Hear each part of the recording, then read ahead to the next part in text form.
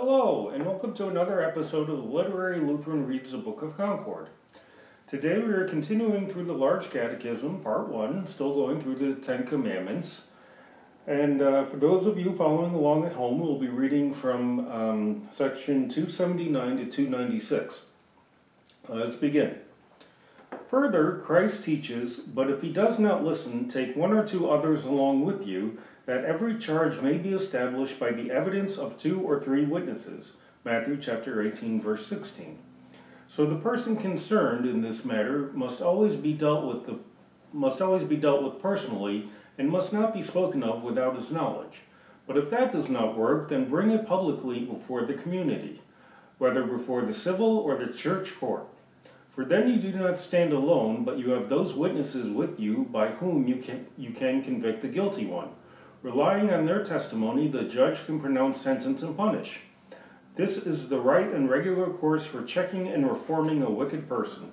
But if we gossip about another in all corners and stir the filth, no one will be reformed.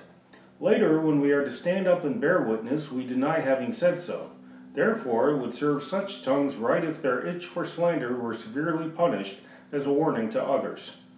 If you were acting for your neighbor's reformation or from love of the truth, you would not sneak about secretly, nor shun the day and the light.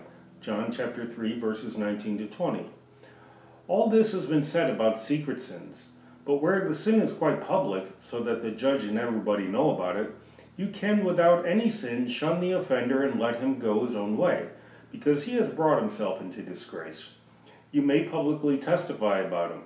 For when a matter is public in the daylight, there can be no slandering or false judging or testifying. It is like when we now rebuke the Pope with his doctrine, which is publicly set forth in books and proclaimed in all the world. Where the sin is public, the rebuke must also be public, that everyone may learn to guard against it. Now we have the sum and general understanding of this commandment. Let no one do any harm to his neighbor with the tongue, whether friend or foe. Do not speak evil of him, no matter whether it is true or false, unless it is done by commandment or for his reformation. Let everyone use his tongue and make it serve for the best of everyone else to cover up his neighbor's sins and infirmities. 1 Peter chapter 4, verse 8. Excuse them, conceal, and garnish them with his own reputation. The chief reason for this should be the one that Christ declares in the gospel, where he includes all commandments about our neighbor. Whatever you wish that others would do to you, do also to them. Matthew chapter 7, verse 12. Even nature teaches the same thing in our own bodies, as St. Paul says. On the contrary, the parts of the body that seem to be weaker are indispensable, and on those parts of the body that we think less honorable, we bestow the greater honor, and our unpresentable parts are treated with greater modesty.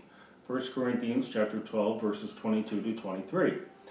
No one covers his face, eyes, nose, and mouth, for they, being in themselves the most honorable parts that we have, do not require it. But the most weak parts of which we are ashamed, we cover with all diligence. Hands, eyes, and the whole body must help to cover and conceal them. So also among ourselves, should we clothe whatever blemishes and infirmities we find in our neighbor, and serve and help him to promote his honor to the best of our ability? On the other hand, we should prevent whatever may be disgraceful to him. It is especially an excellent and noble virtue for someone always to explain things for his neighbor's advantage and to put the best construction on all he may hear about his neighbor, if it is not notoriously evil. Or at any rate, forgive the matter over and against the poisonous tongues that are busy wherever they can to pry out and discover something to blame in a neighbor. Psalm 140, verse 3. They explain and pervert the matter in the worst way, as is done now especially with God's precious word and its preachers.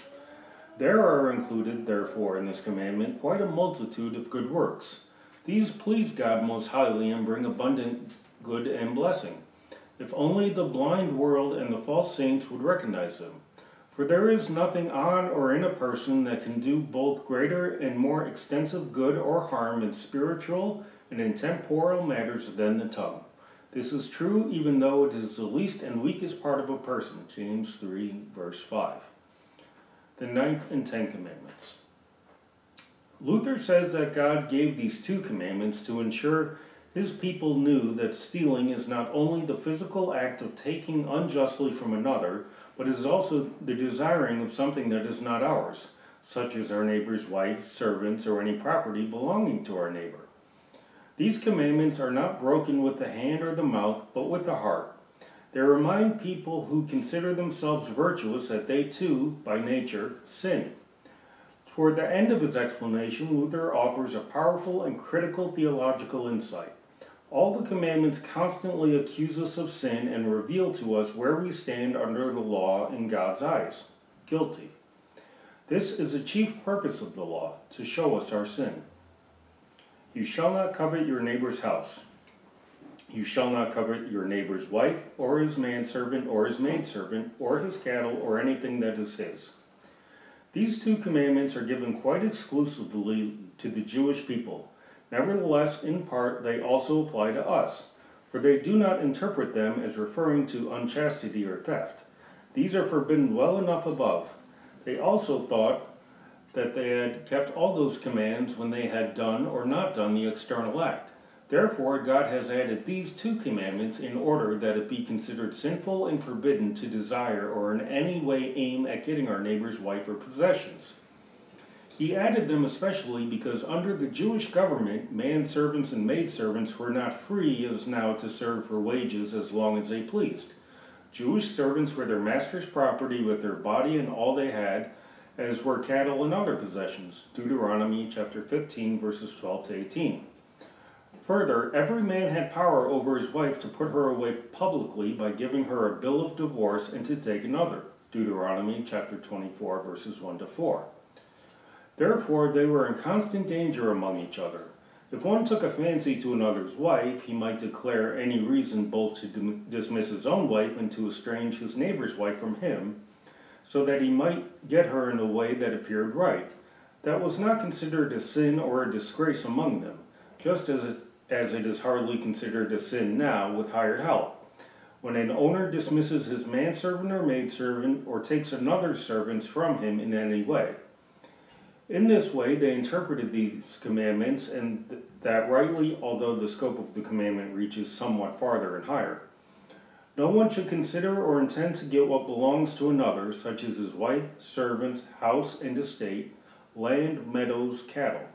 He should not take them even with a show of right, by a trick, or to his neighbor's harm.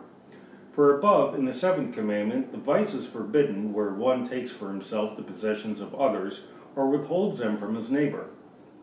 A person cannot rightly do these things, but here it is also forbidden for you to alienate anything from your neighbor, even though you could do so with honor in the eyes of the world, so that no one could accuse or blame you as though you had gotten it wrongfully. This has been another episode of the Literary Lutheran Reads the Book of Concord. Thank you for watching and have a blessed day.